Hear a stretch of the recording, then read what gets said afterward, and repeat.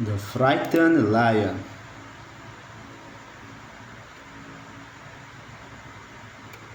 One night, Lion is getting ready for bed. He reads his favorite bedtime story and sings his favorite bedtime song. He turns on his night light. Then he hears a sound. Tap, tap. What's that sound? He whispers. Tap, tap. That sound, it's coming from outside the window. He climbs out of bed. He grabs a baseball bat and tiptoes toward the window. Tap, tap, tappity tap, tap. It's a monster, he thinks. He grabs his bicycle helmet and puts it on his head for protection.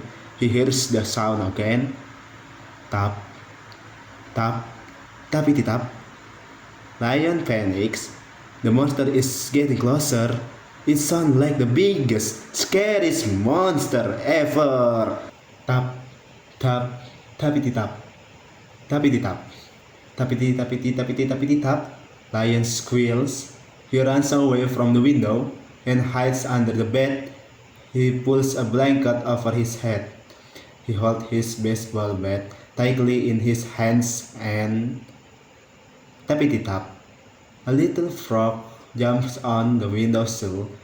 The frog is wearing a tutu and tap shoes. She dances a little dance. Tap, tap, tappity tap. Hello, Lion. Are you in there? Says the frog.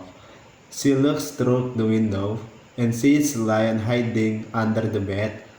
Lion is wrapped in a blanket, wearing a bicycle helmet and holding a baseball bat. He looks ridiculous, and to be honest, he feels ridiculous too. I have some new dance move to show you, says the frog, but you look busy. I will come back later, say ya. The frog hops down to the ground and happily dances away. Tap tap, tappity tap, tappity tap. Moral: sometimes our imaginations makes things scarier than they are. Thank you.